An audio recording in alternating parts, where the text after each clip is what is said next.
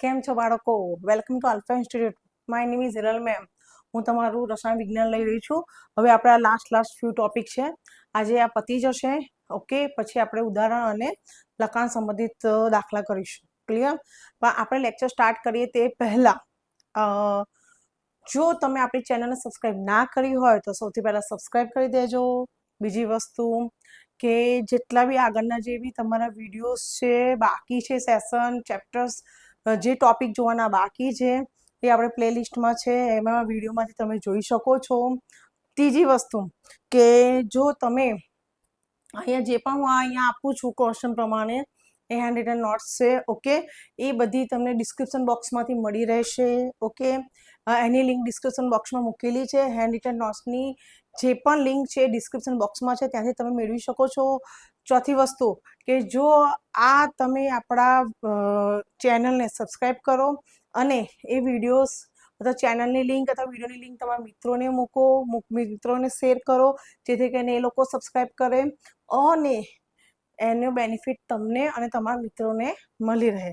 હવે આપણે આગળ નવું સેશન સ્ટાર્ટ કરી રહ્યા છીએ, નવો ટોપિક સ્ટાર્ટ કરી રહ્યા છીએ. ઓકે, અભિસરણ દબાણ અને અભિસરણ દબાણ એટલે શું? સૌથી પહેલા આપણે એના વિશે સમજીએ. અભિસરણ અને અભિસરણ દબાણ વિશે સમજીએ વિથ આકૃતિ ફિગર સાથે. તમને અહીંયા એક્ઝામમાં 4 માર્કની અંદર પૂછાઈ શકે. ઓકે, તો સોરી 3 માર્ક્સમાં તમને આવી શકે. અભિસરણ એટલે શું અને અભિસરણ દબાણ એટલે શું એના વિશે સમજો આકૃતિ સહ. ક્લિયર? તો જુઓ, સૌથી પહેલા આપણે બહુ બધી પરિઘટનાઓ જોતા હોય છે કુદરતમાં. ઘટના એટલે કે પ્રક્રિયાઓ થતી જોઈએ છીએ, ક્રિયાઓ થતી જોઈએ છીએ અથવા ઘટનાઓ જોઈએ છે, સર્કમસ્ટન્સીસ. ઓકે, તો એ ઘટનાઓ કુદરતમાં અને ઘરમાં જોઈએ છે. બે જગ્યાએ જોઈએ છે. કઈ કઈ જગ્યાએ જોઈએ છે? એક તો આપણે કુદરતમાં અને બીજી ક્યાં? ઘરની અંદર જોઈએ છે. એક તો કુદરત અને ઘરમાં જોઈએ છે. જેમ કે ઘરમાં કેવી રીતે અને કુદરતમાં કેવી રીતે? તો જો કાચી કેરી જ્યારે બ્રાઇન એટલે કે આ થોડુંક થિકનેસ ની થોડી વધારે છે નહીં છોકરાઓ? ઓકે, તો થોડીક ઓછી કરી દઈએ. ઓકે, જો આપણે અમુક ઘટનાઓ કુદરતમાં અને ઘરમાં જોઈએ છે. ઓકે, જેમ કે આપણે કાચી કેરીનું ઉદાહરણ તરીકે વાત કરીએ. કાચી કેરી જ્યારે બ્રાઇન એટલે કે બ્રાઇનનો મતલબ શું કહેવાશે? મીઠાનું પાણી. જ્યારે કાચી કેરીને મીઠાના પાણીમાં નાખીએ છીએ ત્યારે તે શું થઈ જાય છે? એ શું થાય છે? સંકોચાઈ જાય છે. શું થાય છે? સંકોચાય એટલે કે શ્રીપ થઈ જાય છે. ઓકે, અને કરમાયેલા જો ફૂલો આપણે જો તાજા પાણીમાં મૂકીએ તે શું થશે? ખીલી જશે. કરમાયેલા ફૂલો આપણે તાજા પાણીમાં મૂકીએ છીએ તે શું થઈ જાય છે? નવજીવન પ્રાપ્ત કરે છે એટલે કે ખીલે છે. ઓકે, સેમ ત્રીજો પોઈન્ટ, લોહીના જે કોષો છે એ કોષને કયા પાણીમાં? ક્ષારીય પાણીમાં મૂકીએ છીએ ત્યારે તે શું? કોલેપ્સ, ક્ષીણ, ધરાશાય થઈ જાય છે. એટલે કે ક્ષીણ થઈ જાય છે, કોલેપ્સ થઈ જાય છે. આ બધી જે ક્રિયાઓ છે એ તમે રોજિંદા જીવનમાં સામાન્ય વસ્તુમાં સાંભળી હશે, જોઈ હશે. ક્લિયર? આ બધી ઘટનાઓ નોર્મલી આપણને જોવા મળે છે બધી જગ્યાએ. અને તે બધા જ પદાર્થો એ આ જે છે બધી ક્રિયાઓ થતી હોય છે એની જે બધા જ પદાર્થો ખરા એ પડદાથી, એ જે બધા પદાર્થો એક પડદાથી બંધિત હોય છે. પડદો એટલે શું કહેવાશે? મેમ્બ્રેન. શું બોલાય? મેમ્બ્રેન બંધિત હોય છે. એટલે પડદાથી બધી જ ઘટનાઓ બંધિત હોય છે. ઓકે, આ પડદા પ્રાણી અથવા તો વનસ્પતિ ઉદ્ગમમાંથી હોઈ શકે. કાં તો એ પ્રાણીમાંથી અથવા તો વનસ્પતિમાંથી ઉદ્ગમ હોઈ શકે છે. કયા પડદાઓ? જેમ કે આવા જ કુદરતી પડદાની વાત કરીએ. કુદરતી પડદોમાંની કેવી ટાઈપનો? તો પહેલું ભૂંડનું મૂત્રાશય. એ તો બાય ગોડ ગિફ્ટ, મેનમેડ તો નથી જ. ભૂંડનો જેવો બોર્ન થાય તો એની અંદર બાય ડિફોલ્ટ હોય જ છે. તો વન ટાઈપ ઓફ શું છે? એક મેમ્બ્રેન પડદા જેવું કામ કરે છે, કુદરતી પડદા જેવું કામ કરે છે. એટલે જોઈએ આપણે ભૂંડનું મૂત્રાશય એટલે કે બ્લેડર, અથવા તો પાર્ચમેન્ટ અથવા તો સાંશ્લેષિક એટલે કે મેનમેડ જે કૃત્રિમ રીતે બનાવેલા હોય એ. તો કેવા છે? તો જોઈએ, સેલોફેન પણ કહેવામાં આવે છે. આ ટાઈપના પડદા એ સતત એક સીટ અથવા તો ફિલ્મ જેવા દેખાય છે, આપણે ગઈકાલે જોયું એ પ્રમાણે. આમ છતાં બી કેવી રચના ધરાવતા હોય છે? જાળીદાર રચના ધરાવતા હોય છે. અને કેવા? એ ઉપસૂક્ષ્મીય કાણા અથવા તો છિદ્રો ધરાવે છે. ઓકે, પાણી જેવા દ્રાવકના નાના નાના અણુઓ પાણી જેવા દ્રાવકના જે એ પડદામાંથી પાણી જેવા દ્રાવક નાના અણુઓ શું થઈ જાય છે, દ્રાવકના નાના નાના અણુઓ શું થઈ જાય છે, પસાર થઈ જાય છે.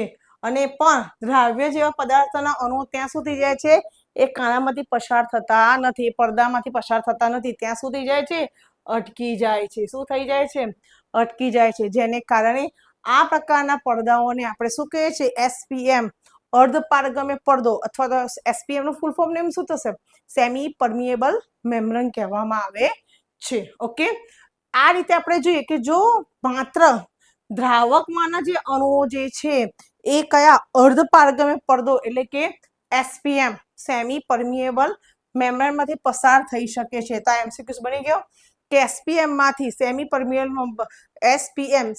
પરમિએબલ મેમ્બ્રેન માંથી કેવી ટાઈપના અણુઓ પસાર થઈ શકે છે, તો ફક્ત ને ફક્ત દ્રાવકના અણુઓ પસાર થઈ શકે છે અને દ્રાવ્યના અણુઓ પસાર થઈ શકતા નથી. ક્લિયર?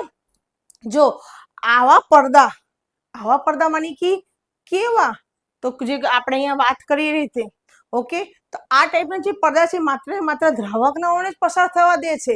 એવા જો પડદા ને દ્રાવક અને દ્રાવણની વચ્ચે, જેમ કે અહીંયા આકૃતિમાં જો દ્રાવણ અને દ્રાવકની જો વચ્ચે મૂકવામાં આવે તો દ્રાવકના અણુઓ પડદામાંથી શુદ્ધ દ્રાવકથી દ્રાવણ તરફ જાય છે. એટલે કે શુદ્ધ દ્રાવકથી દ્રાવણ એટલે કોની ક્વોન્ટિટી વધારે, તો કોની ક્વોન્ટિટી વધારે હોય, દ્રાવણની ક્વોન્ટિટી, એટલે કે ઓછામાંથી વધારે તરફ જાય છે. આ યાદ રાખજો. ક્યાંથી જાય છે, ફરી વખત બોલું છું કે જો દ્રાવકના અણુઓ માત્ર ને માત્ર દ્રાવકના અણુઓ જ અર્ધપારગમ્ય પડદામાંથી પસાર થઈ શકે છે. ક્લિયર? એટલે કે એસપીએમ માંથી પસાર થઈ શકે છે.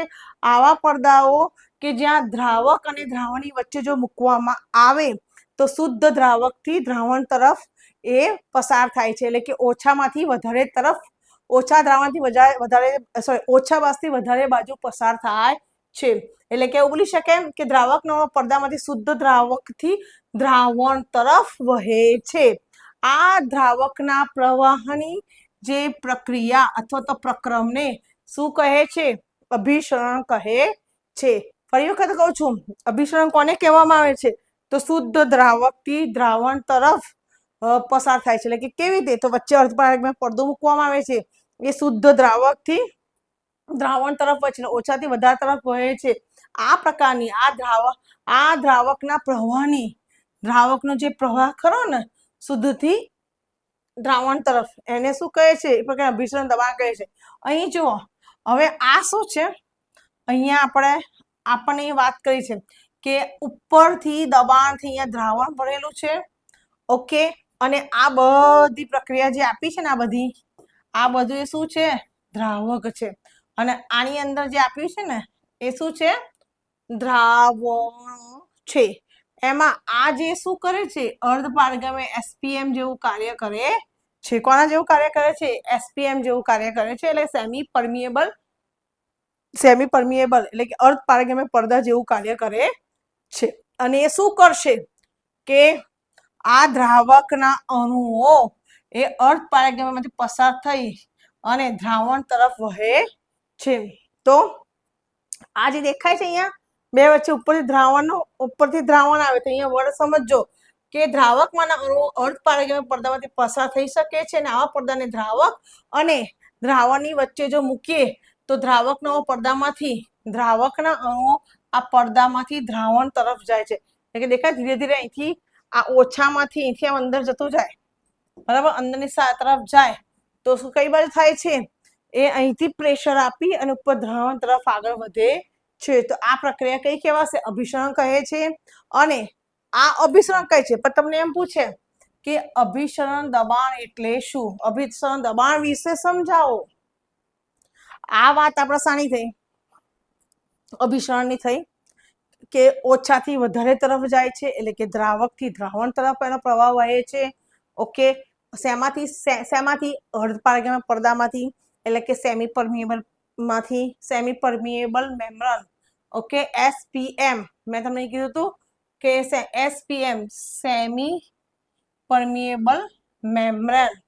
Okay, clear? ઓકે, જો આ પ્રવાહ, હવે આ પ્રક્રિયા ક્યાં સુધી ચાલુ રહેશે, તો હવે સમજો અહીંથી આ દ્રાવકના અણુઓ એ અર્ધપારગમ્ય પદાર્થમાંથી દ્રાવણ તરફ જાય છે. તો આ પ્રક્રિયા ક્યાં સુધી આવું ચાલુ રહેશે? ક્યાં સુધી ચાલુ છે ને ક્યારે અટકશે? તો જુઓ, આ પ્રવાહ સંતુલન પ્રાપ્ત થશે ત્યાં સુધી ચાલુ ને ચાલુ જ રહેશે. સંતુલન মানে કે બે બાજુ દ્રાવક અને દ્રાવણો વચ્ચે જે સંતુલન પ્રાપ્ત નહીં થાય ત્યાં સુધી આ વસ્તુ ચાલુ અને ચાલુ જ રહેશે. જો દ્રાવણ પર કેટલુંક ઉપરથી આ ચાલુ રહે, પણ દ્રાવણ ઉપરથી અહીંયા જે દેખાય છે આટલી અહીંથી ઉપરથી પી એટલે દબાણ આપવામાં આવે છે.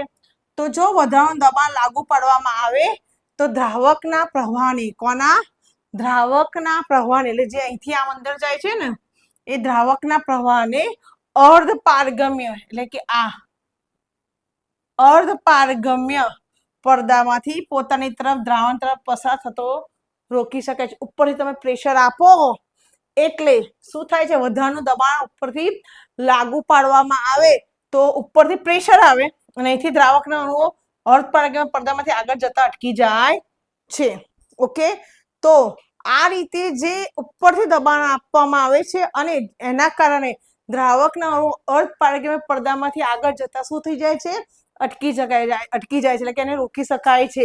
એ જે દબાણ આપ્યું છે એ દબાણ એ દ્રાવકના અહીંથી આમ અંદર જવાની જે આ દેખાય છે પ્રોસીજર, દ્રાવકના પ્રવાહને શું કરે છે? રોકે છે. કઈ તરફ? દ્રાવકમાંથી દ્રાવણ તરફ જતા એને શું કરે છે? અટકાવી દે છે, રોકે છે.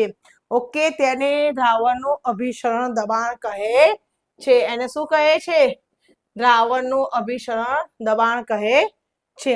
આ દબાણ જે દ્રાવકના પ્રવાહને રોકે છે તેને દ્રાવણનું અભિસરણ દબાણ કહે છે. તમને એ વસ્તુ યાદ રહી ગઈ છોકરાઓ? હા કે ના? Okay, done, clear. ઓકે, આ રીતે અભિસરણ વિશે જોયું. અભિસરણ એટલે શું? ફરી વખત એકવાર રિપીટ કરો. અભિસરણ એટલે શું? કે ઓછા દ્રાવણથી વધુ તરફ જે પ્રવાહ વહેતો હોય એટલે કે શુદ્ધ દ્રાવકમાંથી દ્રાવણ તરફ શું થશે? અર્ધપારગમ્ય પડદામાંથી દ્રાવકના અણુઓ પસાર થતા હોય છે. બરોબર, આ દેખાય છે આ રીતે.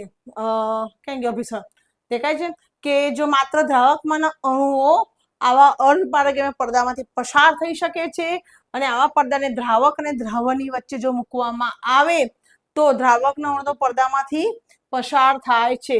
શુદ્ધ દ્રાવકના અણુઓ દ્રાવણ તરફ પસાર થાય છે. આ જે પ્રક્રિયા છે દ્રાવકના પ્રવાહની જે પ્રક્રિયા તો પ્રક્રમ છે તેને અભિસરણ કહે છે.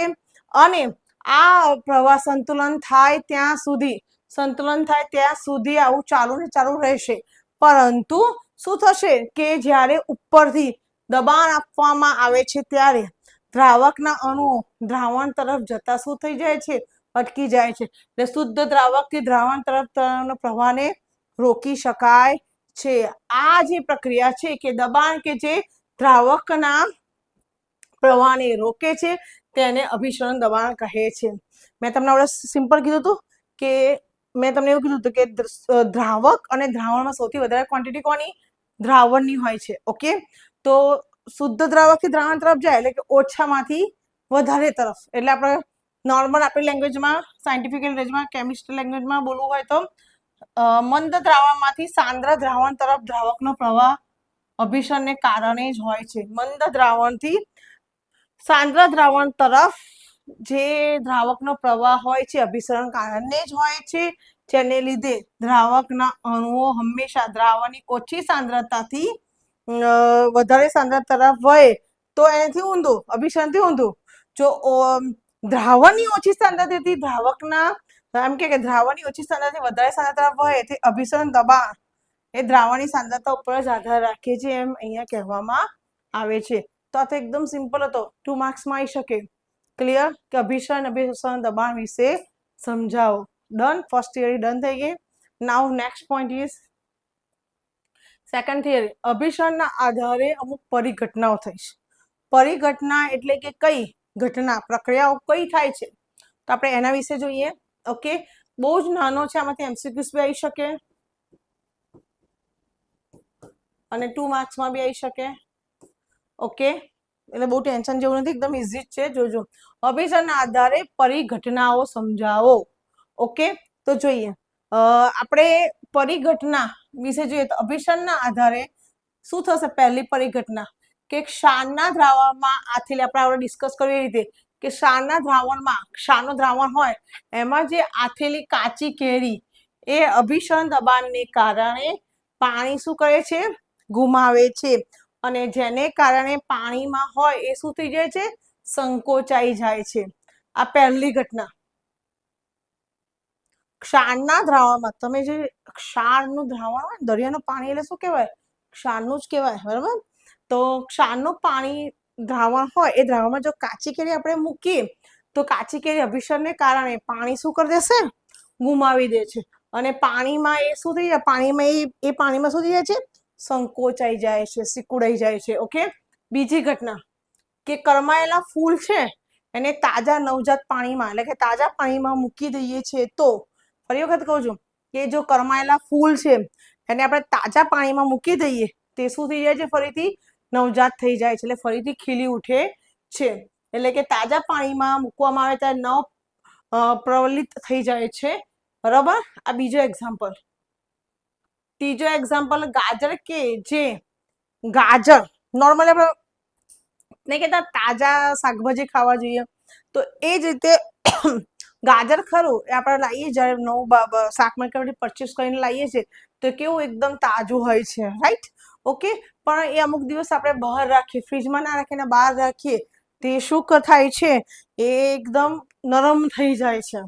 ઓકે. તો એ પણ એ શું છે? એની અંદર રહેલું જે પાણી છે શું કરશે? એ ગુમાવે છે. એના કારણે નરમ પડી જાય છે, બરાબર? નોર્મલી ગાજર જે હોય છે, ગાજર જે પાણી ગુમાવવાને કારણે કેવું થઈ જાય છે? નરમ પડી જાય છે. પરંતુ જો એ ગાજરને જો પાણીમાં ફરીથી રાખવામાં આવે તે પાછું કેવું થઈ જાય છે? કડક થઈ જાય છે. શું થઈ જાય છે? કડક થઈ જાય છે. તો આ જે ઘટના બની છે, ઓકે, ફરી પહેલું હતું આપણે શું હતું? કાચી કેરીનું. કાચી કેરીને જો ક્ષારના પાણીમાં રાખવામાં આવે તો એ શું થઈ જાય છે? એ શું થઈ જાય છે? પોતાના અંદરથી પાણી ગુમાવે છે અને શું થઈ જાય છે? સંકોચાઈ જાય છે. એવી જ રીતે જો કરમાયેલા ફૂલ છે એને તાજા પાણીમાં મૂકવામાં આવે તો એ શું થઈ જાય? નવજાત ઉગી નીકળે છે, પ્રવલિત થઈ જાય છે. અને ત્રીજું, ગાજર કે જે પાણી ગુમાવવાના કારણે એ નરમ પડી જાય છે, જો એને પાણીમાં મૂકવામાં આવે તે પાછું શું થઈ જાય છે? કડક થઈ જાય છે. આમ તેના કોષમાં અભિસરણ દ્વારા જ પાણી દાખલ થશે અને 0.9% પણ ઓછો ક્ષાર ધરાવતા દ્રાવણમાં મૂકવામાં આવે. આ ચોથું એક્ઝામ્પલ. ખાલી જગ્યાથી બી ઓછા ક્ષાર ધરાવતા દ્રાવણમાં જો લોહીના કોષોને મૂકવામાં આવે તો તેના અભિસરણ દબાણના કારણે અભિસરણથી પાણી દાખલ થવાને કારણે એ લોહીના કોષો ફૂલે છે. જો લોકો વધારે પડતું મીઠું તો ખારા પદાર્થો ખાય તો તેમની જે અંદરની માંસપેશીઓ ખરી ને, માંસપેશીઓ અથવા તો આંતરકોષીય જગ્યાઓમાં અભિસરણને કારણે પાણી જળવાઈ રહેવાનો અનુભવ કરે છે. અને જેને કારણે શું થાય છે? જાડાઈ અથવા તો સોજા એટલે કે શોથ, એડિમા કહેવામાં આવે છે. નહીં કહેતા કે બહુ મીઠું, ડૉક્ટર આપણને કે બીપી વાળાને એવું કહે છે, બીપી પેશન્ટને કે બહુ મીઠું ના ખાતા, કેમ મીઠું ખાય એટલે જેના કારણે શું થશે? અંદર બધા જે માંસપેશીઓ છે, આંતરકોષીય જગ્યા પર પાણી ભરાઈ જાય છે, એટલે કે સ્વેલિંગ થઈ જાય, આંતરપેશીઓ, કોષ ફૂલી જાય છે, પાણી ભરાઈ જાય છે. એટલે જેને કારણે શું થાય? હાથ પગમાં બધી જગ્યાએ સોજા આવવા મળે છે. ઓકે. અને આ જે પ્રક્રિયા બી શું કહેવામાં આવશે? અભિસરણને કારણે જ થાય છે. એ જ રીતે જો જમીનની અંદર પાણી ખરું, જમીનનું પાણી એ શું કરશે? વૃક્ષના મૂળમાં જવું. જમીનમાંથી શું પાણી ખરું, જમીનમાં તો પાણી જ હોય, અને કોઈ ઝાડ હોય એના મૂળ શું કહેવાય? જમીનની નીચે હોય તો એ શું કરશે? મૂળ એ પાણીને એબ્ઝોર્બ કરે, શોષે છે.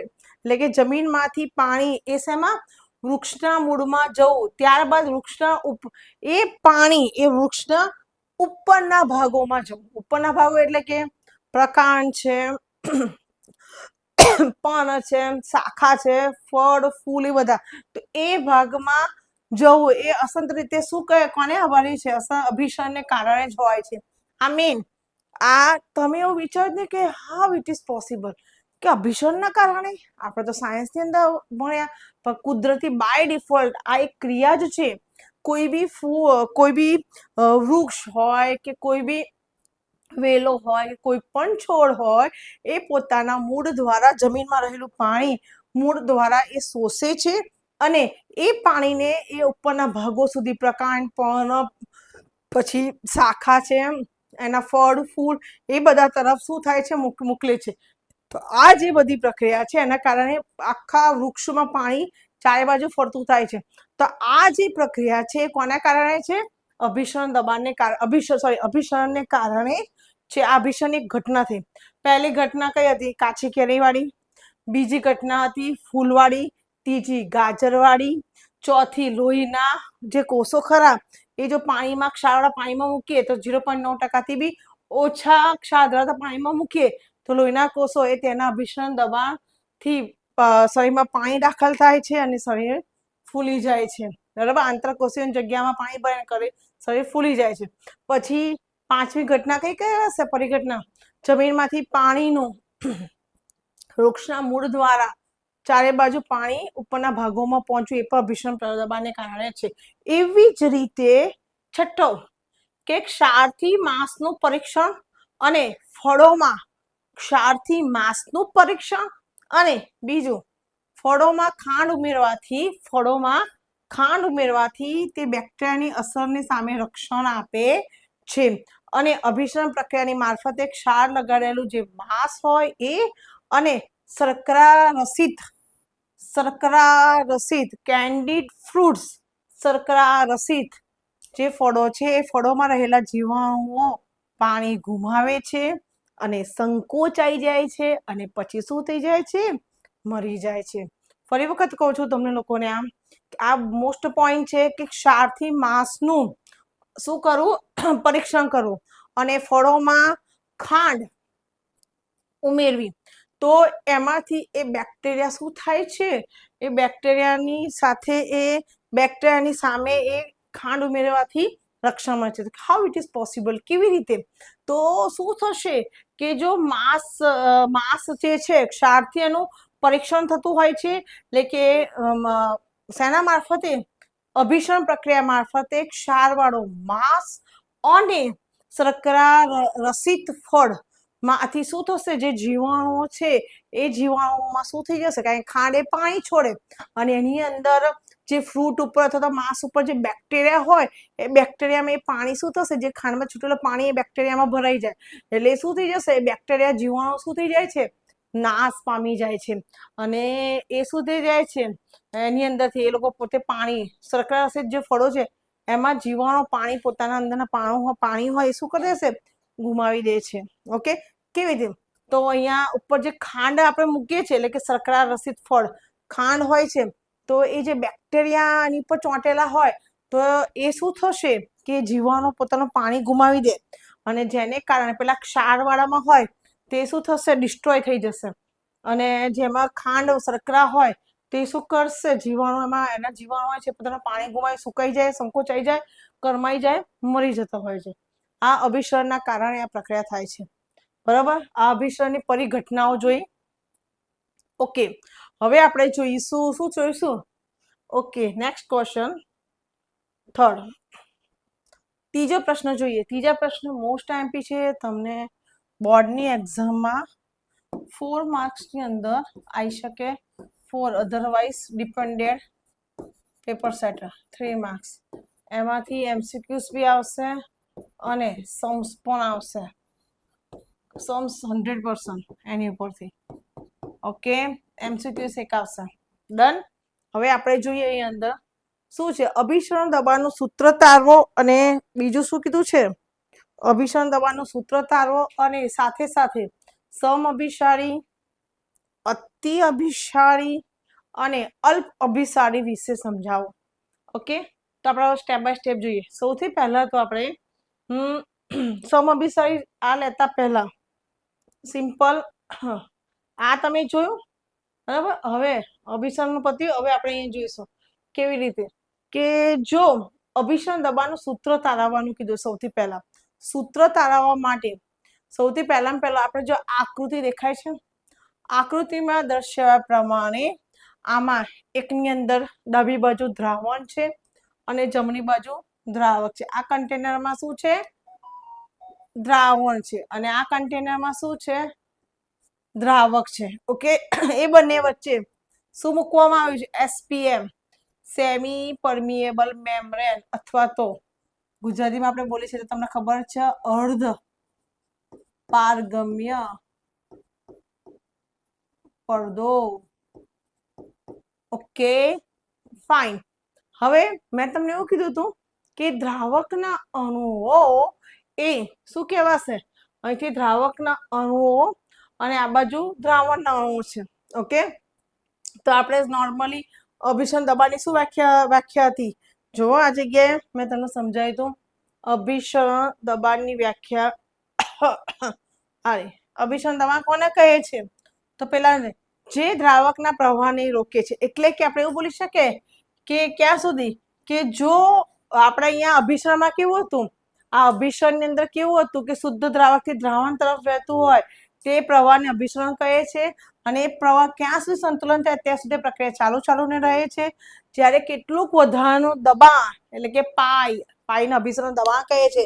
જો એની અંદર કેટલુંક વધારાનું દબાણ લાગુ પાડવામાં આવે તો દ્રાવકના પ્રવાહને અર્ધ પારગમ્ય પડદામાંથી દ્રાવકના પ્રવાહને અર્ધ પારગમ્ય પડદામાંથી પોતાની તરફ એટલે દ્રાવણ તરફ પસાર થતો રોકી શકાય છે. એટલે કે દબાણ જે દ્રાવકના પ્રવાહને રોકે છે તેને અભિસરણ દબાણ કહે છે. શું કહે છે? અભિસરણ દબાણ કહેવામાં આવે છે. તો આપણે હવે એની અંદર જોઈએ કેવી રીતે. તો રાઈટ સાઈડ જે આપણને આપેલું છે એ રાઈટ સાઈડ જુઓ અહીંયા વેઇટ હા અહીંયા રાઈટ સાઈડ જે આપ્યું છે એમાં જોઈએ આપણે કે આ દ્રાવક અને દ્રાવણ. ઓકે, નોર્મલી આ દ્રાવકનો જે પ્રવાહ છે આ સાઈડ એ દ્રાવણ તરફ જતા રોકવા માટે ઉપરથી આ બંને બાજુ સરખું દ્રાવણ આપેલું છે. જો પી એટમોસ્ફિયર એ દબાણ સરખું આપ્યું છે, પણ પાઈ એટલે શું કહેવાશે કે વધારાનું દબાણ આપ્યું. ઉપરથી વધારાનું દબાણ આપો એટલે દ્રાવકના અણુઓ દ્રાવણ તરફ આવતા સુધી જાય છે, અટકી જાય છે. તો આપણે બોલે દ્રાવણનું અભિસરણ દબાણ એ વધારાનું દબાણ છે. એટલે કે આ પાઈ છે જે અભિસરણને અટકાવવા દ્રાવણ ઉપર લાગુ પાડવાય છે, લગાડાય છે. એટલે કે દ્રાવકના અણુઓને અર્ધ પારગમ્ય પડદા, મેં તમને શોર્ટમાં કીધું એ જ વસ્તુ અહીં રિટર્નમાં છે કે દ્રાવકના અણુઓને અર્ધ પારગમ્ય પડદા મારફતે દ્રાવણના અણુ તરફ જતા રોકવા માટે લાગુ પાડવામાં આવે છે. શું? વધારાનું દબાણ. એને શું કહે છે? આપણે અભિસરણ કહેવામાં આવે છે. સોરી, અભિસરણ દબાણ કહેવામાં આવે છે. જેમ કે આપણે આકૃતિ જોઈ એ પ્રમાણે અભિસરણ દબાણ એ સંખ્યાત્મક ગુણધર્મ છે. કેમ? કારણ કે તે દ્રવ્યના કણોની સંખ્યા પર આધાર રાખે છે, નહીં કે કણોની ઓળખ ઉપર. એટલા માટે મંદ દ્રાવણો માટે પ્રાયોગિક રીતે આપણે જોઈએ તો અભિસરણ દબાણ એ આપેલો તાપમાન એટલે કેપિટલ ટી, દ્રાવણની મોલારિટી, આપેલ તાપમાને દ્રાવણની મોલારિટી એ અભિસરણ દબાણ એ આપેલ તાપમાને દ્રાવણની જે મોલારિટી અને સી એટલે કે શું કહેવાય સાંદ્રતાને સમપ્રમાણમાં ચલે છે. તો આ પાઈ એ શું કહેવાશે? જુઓ અહીંયા એમ કે છે ને પાઈ એટલે અભિસરણ દબાણ એ આ લીટી સમજો. અભિસરણ દબાણ આપેલા તાપમાને ઓકે તાપમાને અને શું કહેવાય સાંદ્રતા એ શું થશે? સમપ્રમાણમાં ચલે છે. એટલે આવું અભિસરણ દબાણ એ આપેલ તાપમાન અને એની સાંદ્રતા એ સમપ્રમાણમાં ચલે છે. સમપ્રમાણતાની નિશાની જાય તો શું થશે? જો સમપ્રમાણની નિશાની તો પાઈ બરાબર RCT અથવા RTC તમારે જે રીતે લખવું હોય. પાઈ બરાબર CRT તમારે જે રીતે આમ બી લખાય, અધરવાઇઝ પાઈ બરાબર CRT બી લખાય. તો અભિસરણ દબાણ એ સાંદ્રતા અને તાપમાનના સમપ્રમાણમાં ચલે છે. જ્યાં સમપ્રમાણ નિશાની જાય ત્યાં R એટલે શું કહેવાય? અભિસરણ. R એટલે શું કહેવાય? અચળાંક, વાયુ અચળાંક. સમપ્રમાણ નિશાની ગઈ ને.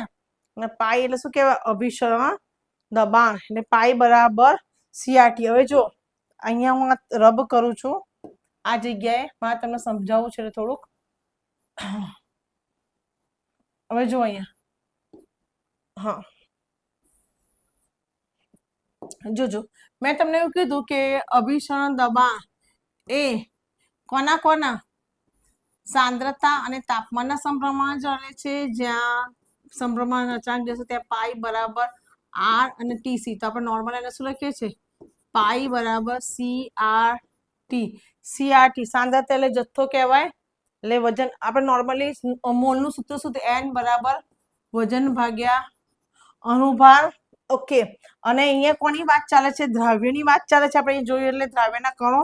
તો મેં તમને કીધું 1 એટલે દ્રાવક અને 2 એટલે દ્રાવ્ય. તો વજન ભાગ્યા અણુભાર. હા, તો અહીંયા N2W2 અને M2 બરાબર. તો અહીંયા દ્રાવ્યની વાત કરે તો W એટલે કે સાંદ્રતા બી કહી શકાય, એની જગ્યાએ C2 બી લખી શકાય.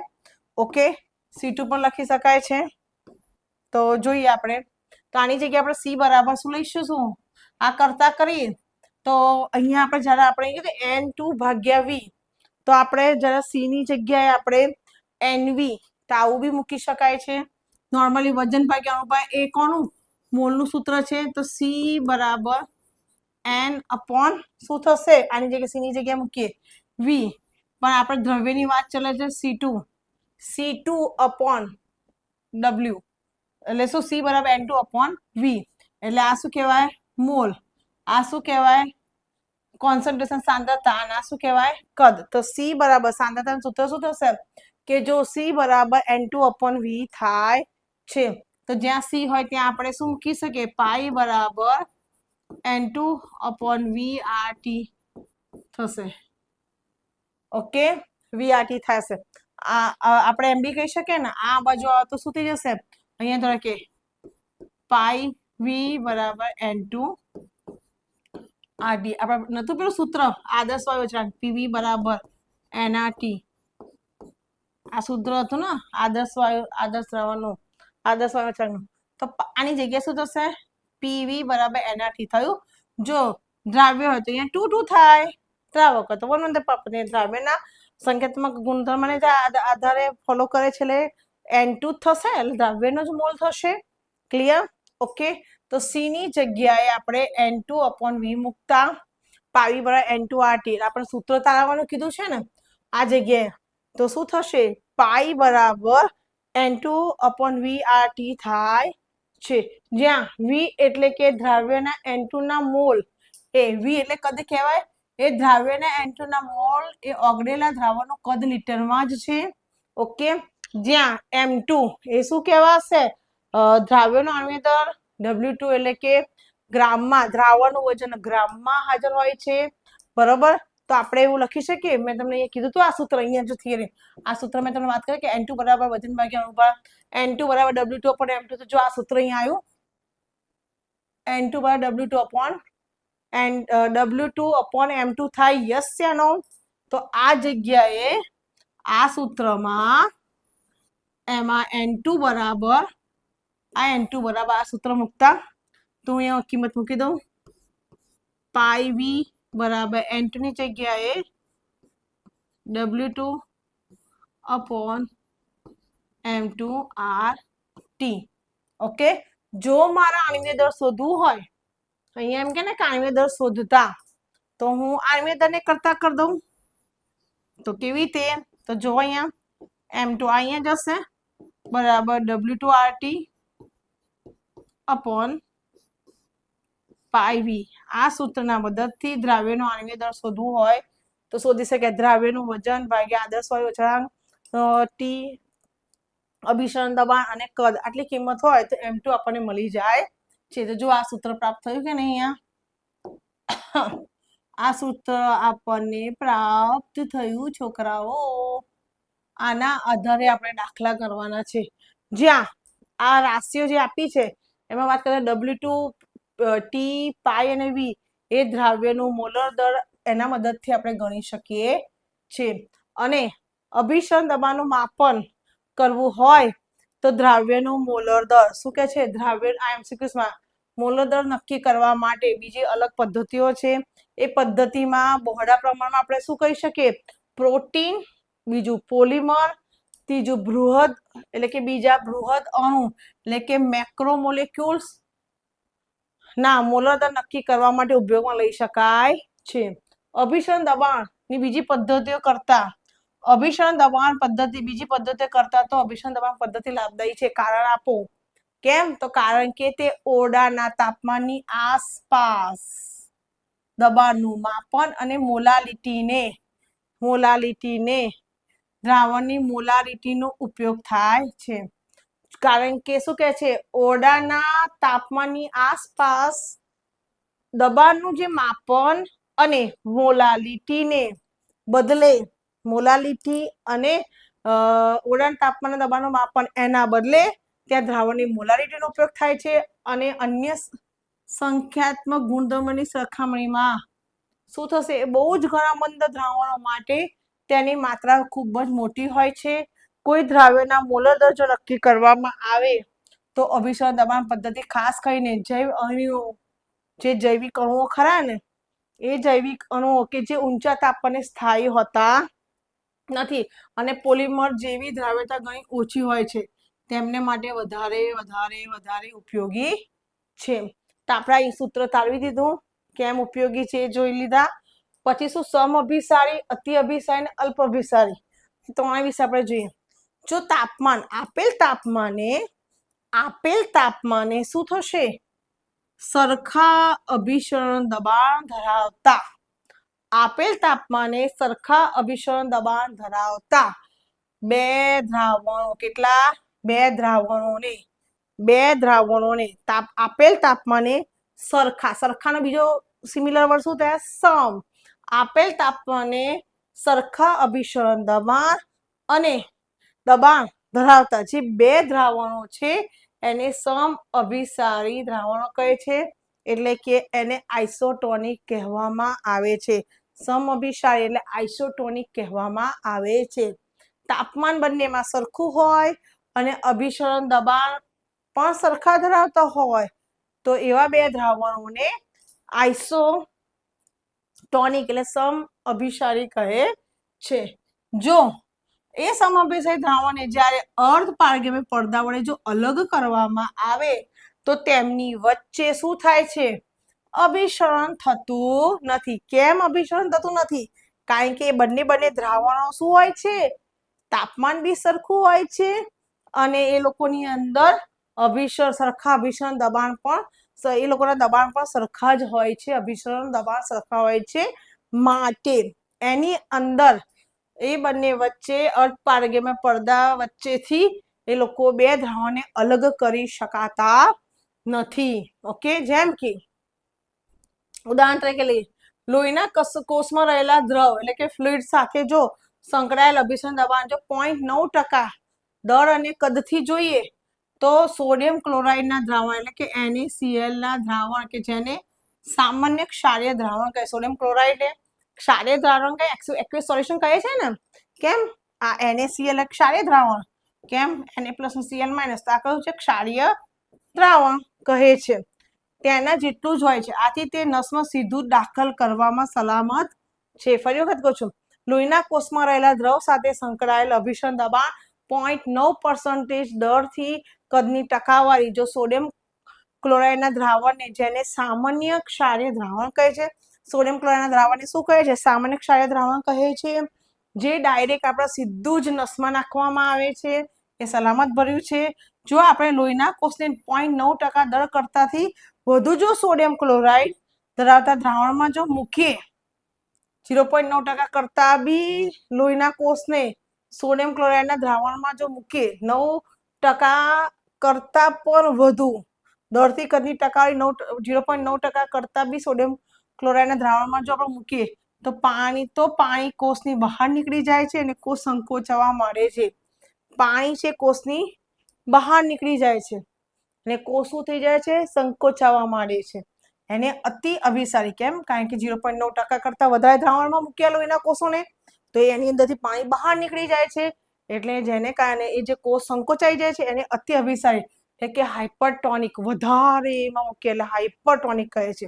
પરંતુ જો ક્ષારની સાંદ્રતા એમસીક્યુઝમાં આવે ખાસ, સાંદ્રતા 0.9% કરતા દરથી કદની ટકાવારી જો ઓછી હોય તો દ્રાવણને અલ્પ અભિસારી એટલે કે હાઇપોટોનિક કહે છે. જો 0.9% કરતા બી વધારે 0.9% કરતા બી વધુ સોડિયમ ક્લોરાઇડ ધરાવતા દ્રાવણમાં જો લોહીના કોષને મૂકવામાં આવે તેમાંથી એ કોષોમાંથી પાણી બહાર નીકળી જાય છે અને કોષ સંકોચાવા મળે છે.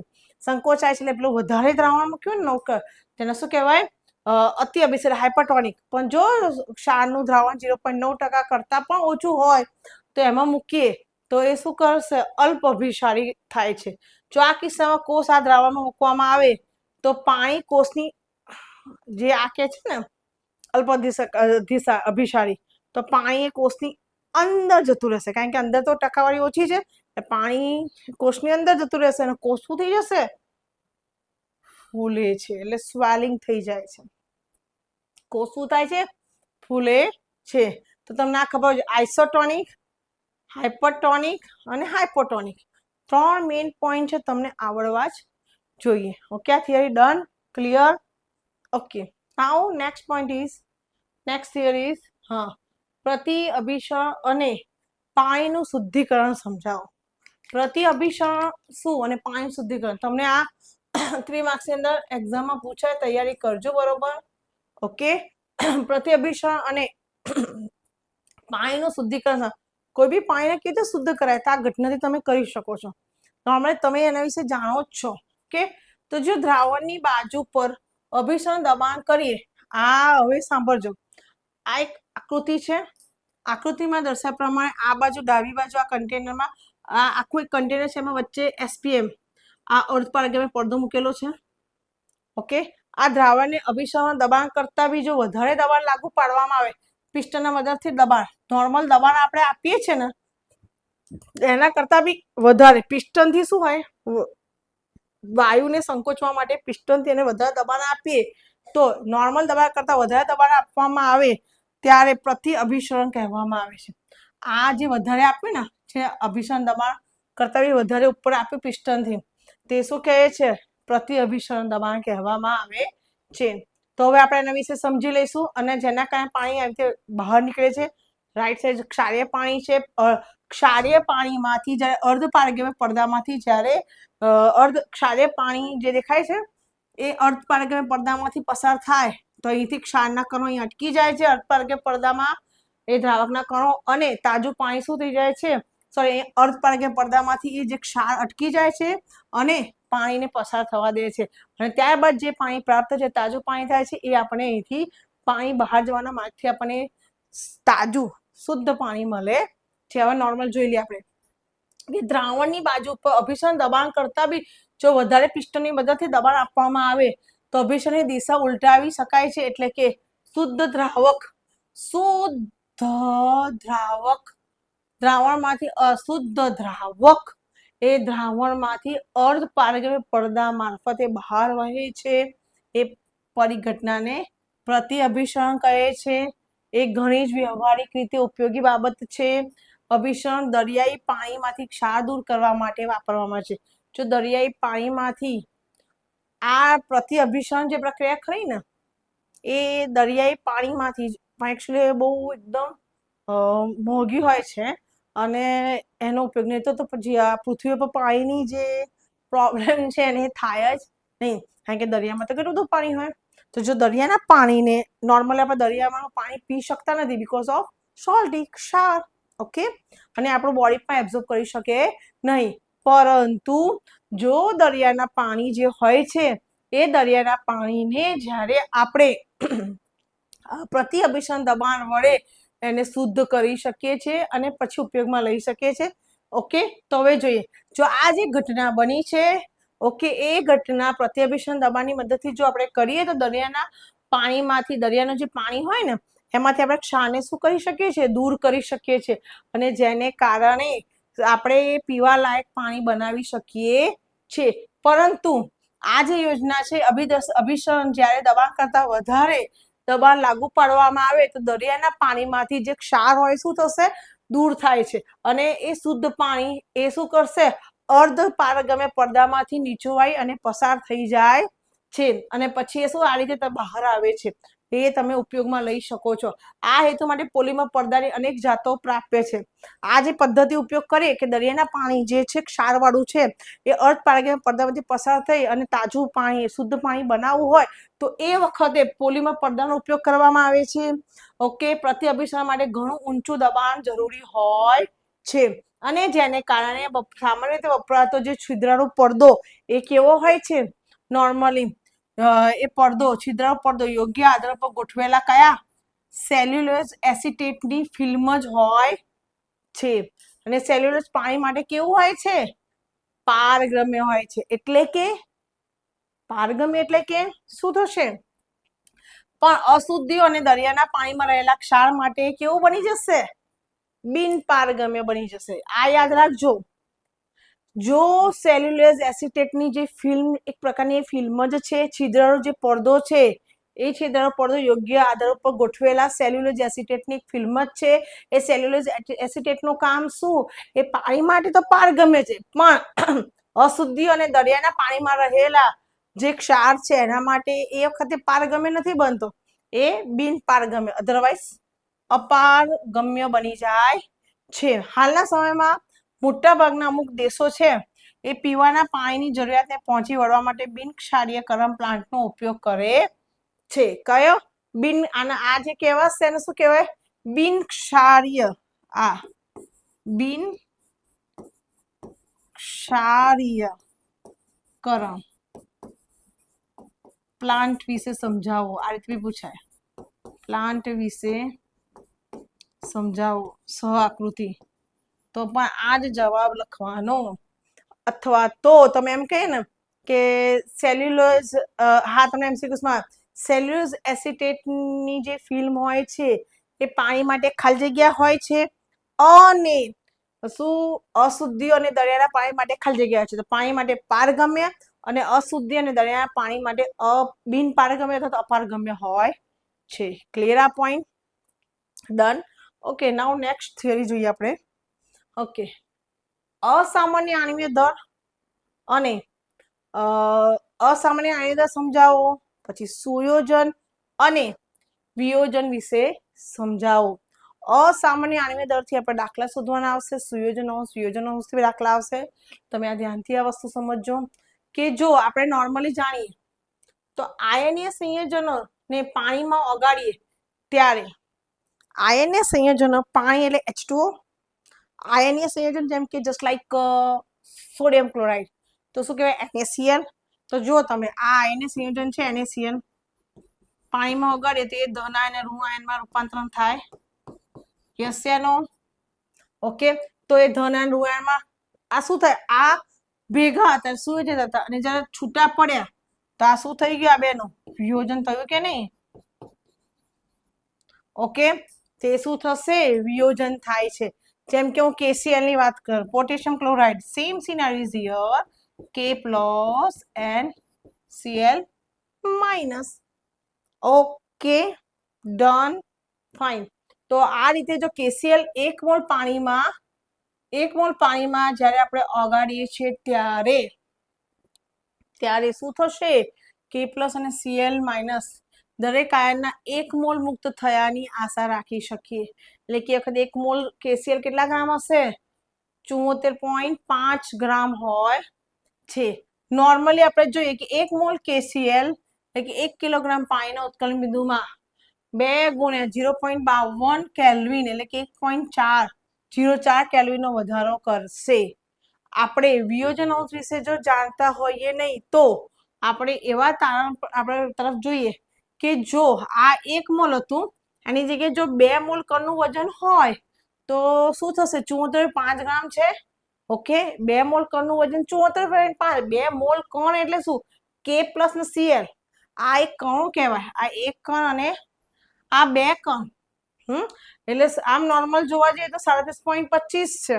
ઓકે, 1 મોલ KCl નું દળ થશે અને 2 મોલ KCl માં એનું વજન કેટલું થશે, 74.5 ગ્રામ છે. આ નિયમને આપણે જોઈએ તો શું થશે, આમ દ્રાવ્યનું આયનમાં વિયોજન થતું હોય ત્યારે પ્રાયોગિક રીતે મોલર દર હંમેશા જે સાચું જે મૂલ્ય હોય છે ટેબલ પ્રમાણે એના કરતાં તે ઓછું જે પ્રાપ્ત થાય છે. જેમ કે આપણે જોઈએ, મેં તમને અહીંયા એવું સમજાવ્યું હતું KCl તો K પ્લસ અને Cl માઇનસ થાય. યસ યા નો? એવી જ રીતે CH3CH ઇથેનોઇક એસિડ છે. કેટલા મોલ છે જુઓ છોકરાઓ? 2 મોલ ઇથેનોઇક એસિડ છે. ઓકે, આ પુરોગામી ને પ્રતિગામી એટલે કે પ્રતિવર્તી પ્રક્રિયા આપી છે આપણને અહીંયા. ઓકે, તો હું એના વિશે તમને જો સમજાવું અહીંયા કે આપણે આ કાઢી લઈએ. જો અહીંયા જોઈએ ઇથેનોઇક એસિડ તો 2 મોલ CH3COOH. આનો મતલબ એમ કહી શકાય કે CH3COOH એકવાર CH3COOH 2 વખત થાય કે નહીં? Okay, done. તો આમાં શું કીધું છે? રિવર્સેબલ પ્રક્રિયા છે. પુરોગામી જમણીથી ડાબી તરફ જઈએ, સોરી ડાબીથી જમણી તરફ જઈએ તો પુરોગામી, આમ જઈએ તો પુરોગામી અને આમ જોઈએ તો ડાબીથી જમણી તરફ જઈએ તો પ્રતિગામી. અને આ જે આખી પ્રક્રિયા થઈ એ કેવી કહેવાશે? પ્રતિવર્તી. હશે નો? ઓકે, હવે આપણે એ જ વસ્તુ જોઈએ તો એ બંને જે અણુઓ છે એ 2 અણુઓ આ તો હતા 2 મોલ. જ્યારે એ પુરોગામી પ્રતિગામી પ્રક્રિયા કરે છે ત્યારે પ્રક્રિયા નિપજમાં જાય છે ત્યારે એ મોલમાંથી શેમાં રૂપાંતરણ થાય છે? અણુમાં રૂપાંતરણ થાય છે. એ વખતે એ એક ઇથેનોઇક એસિડનો ઓક્સિજન અને બીજા ઇથેનોઇક એસિડના હાઇડ્રોજન સાથે કયો બંધ રચાશે? હાઇડ્રોજન એ બંને વચ્ચે શું બંધ રચાશે? અહીંયા હાઇડ્રોજન બંધ રચાશે. કયો બંધ રચાશે છોકરાઓ? હાઇડ્રોજન દેખાય છે? H બંધ રચાશે. જુઓ અહીંયા જોઈએ CH3COOH એટલે આવી રીતે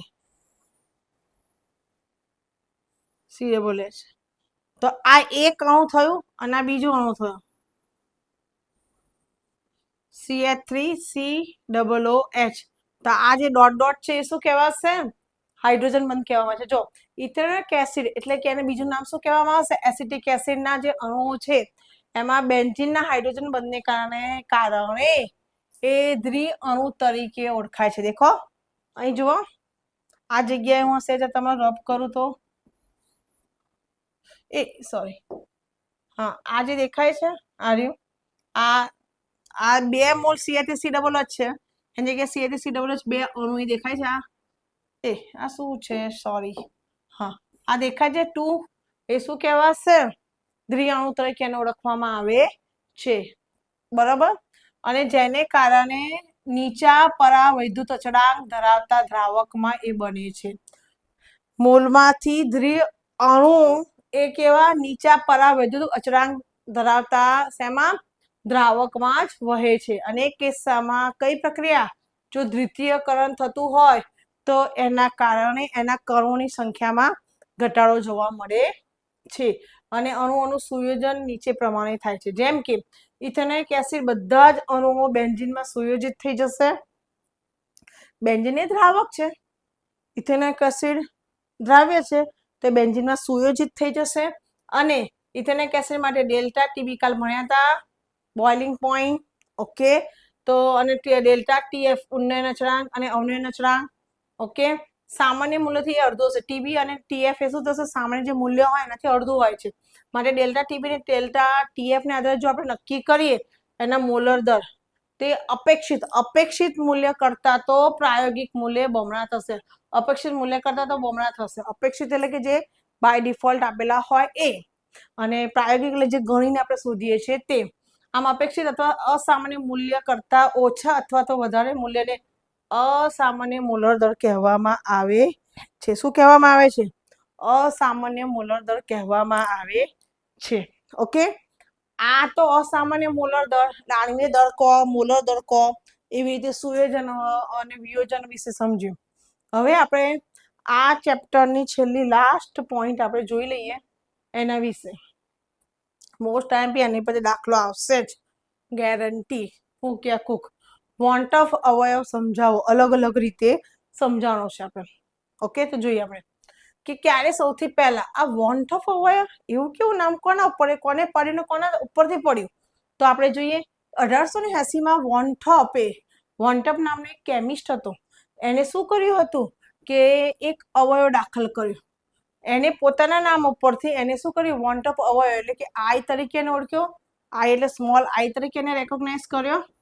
ઓકે, અને એ સુયોજન કે વિયોજનની માત્રા વિશે ત્યાં અહીંયા એને ખુલાસો આપ્યો છે. ઓકે, અને આઈ અવયવ આઈને આ રીતે અલગ અલગ સૂત્ર દ્વારા એને વ્યાખ્યાયિત કર્યો છે. તો આપણે કેવી રીતે કરી જોઈ લઈએ. પહેલું સૂત્ર આઈ બરાબર આપણી પાસે બે ટાઈપ, સામાન્ય મોલર દર અને અસામાન્ય મોલર દર હોય તો એ લોકોના ગુણોત્તર દ્વારા, સામાન્ય મોલર દર ભાગ્યા અસામાન્ય મોલર દર દ્વારા પણ આપણે વોન્ટઅપ અવયવ આઈ શોધી શકીએ છીએ. પછી અવલોકિત કરેલી સંખ્યાનો ગુણધર્મ, સંખ્યાત્મક ગુણધર્મ અને ગણતરી કરીને જે પ્રાપ્ત કરેલ સંખ્યાત્મક ગુણધર્મ નો જો ભાગાકાર કરીએ તો આપણને વોન્ટઅપ અવયવ આઈ મળે છે. અને ત્રીજી મેથડ સુયોજન કે વિયોજન પછીના કણોના મોલની કુલ સંખ્યા ભાગ્યા સુયોજન અને વિયોજન થાય છે એના અગાઉના કણોના મોલની કુલ સંખ્યાનો ભાગાકાર કરીએ તો પણ આપણને વોન્ટઅપ અવયવ આઈ એટલે કે આ ત્રણ મેથડથી વોન્ટઅપ અવયવ મળે છે. તો ટૂંકમાં આપણે એવું કહી શકીએ કે અસામાન્ય મોલર દર પ્રાયોગિક રીતે નક્કી કરેલા મોલર દર જ હોય, પ્રાયોગિક એટલે ગણીને, અને ગણતરી કરેલ સંખ્યાત્મક ગુણધર્મ એ કેવા અબાષ્પશીલ દ્રાવ્ય, કેવા અબાષ્પશીલ દ્રાવ્ય કે જે સુયોજન અથવા તો વિયોજન પામેલ નથી, છૂટા બી નથી પડ્યા કે કોઈની સાથે ભેગા બી નથી થયા. ઓકે, અને સુયોજનના કિસ્સામાં આઈનું મૂલ્ય 1 કરતા જો ઓછું હોય, એમસીક્યુઝ, આઈનું મૂલ્ય જો 1 કરતા ઓછું હોય, કોનું આઈનું મૂલ્ય એ 1 કરતા ઓછું હોય. ઓકે, સુયોજનના કિસ્સામાં આઈનું મૂલ્ય 1 કરતા ઓછું હોય ને વિયોજન માટે 1 કરતા વધારે હોય છે. આ સુયોજન માટે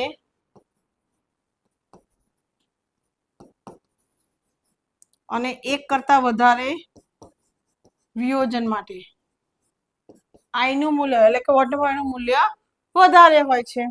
જેમ કે જલીય કેસીએલ દ્રાવણ માટે આઈનું મૂલ્ય 2 ની નજીક હોય છે. જલીય કેસીએલ દ્રાવણ એટલે કે આઈનું મૂલ્ય 2 ની નજીક એટલે 1 કરતા વધારે જોયું. અહીંયા શું કહે છે કે અહીંયા તમે પર્ટિક્યુલર ઉદાહરણ કે જલીય કેસીએલ દ્રાવણ માટે આઈનું મૂલ્ય 2 ની નજીક કે છે. આઈનું મૂલ્ય 2 ની નજીક હોય છે, જ્યારે બેન્ઝીનમાં ઇથેનોઇક એસિડ માટે લગભગ 0.5 હોય છે. એટલે એ વખતે આઈનું મૂલ્ય શું થશે, 0.5 હોય છે. આ ધ્યાન રાખવાનું, આ તૈયાર રાખવાનું દાખલા માટે આવે. હવે આપણે જો અહીંયા શું કહે છે કે વોન્ટઅપ અવયવમાં જો સંખ્યાત્મક ગુણધર્મ હોય તો એના આધારે આપણે અમુક સમીકરણમાં આપણે દાખલ કરી શકીએ. જેમ કે પહેલો પોઈન્ટ આપણે અત્યાર સુધી જેટલા દાખલા આપણે જોઈશું એના આધારે છે કે દ્રાવકના બાષ્પ દબાણનો સાપેક્ષ ઘટાડો. સાપેક્ષ ઘટાડો આપણે આવું સૂત્ર જોયું હતું અહીંયા.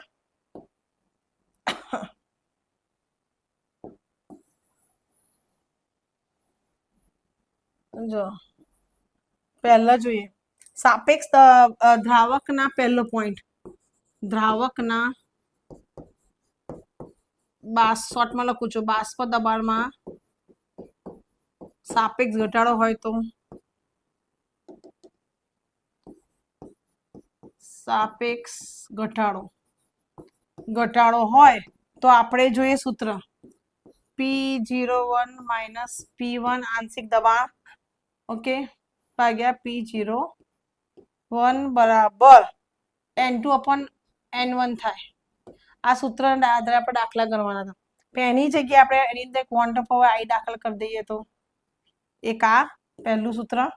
બીજું ઉત્કલન બિંદુ ઉન્નયન એટલે કે ડેલ્ટા ટીબી ની વાત કરીએ તો શું થશે, એકચ્યુઅલી કેવું હતું, ડેલ્ટા ટીબી આ જે છે ને એ શું થશે કેબી ઇન્ટુ એમ. પણ એની અંદર જો વોન્ટઅપ અવયવ દાખલ થઈએ તો આ સૂત્ર નંબર 2.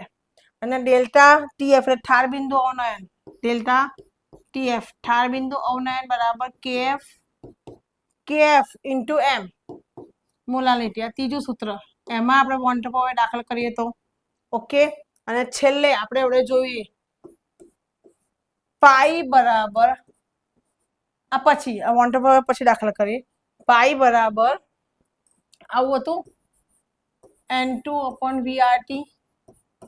ઓકે, અહીંયા વોન્ટ ઓફ અવર દાખલ કરીએ તો આ બધામાં જો વોન્ટ ઓફ અવર દાખલ કરી શકાય છે ને એના આધારે આપણે ગણતરી બી કરી શકીએ છીએ.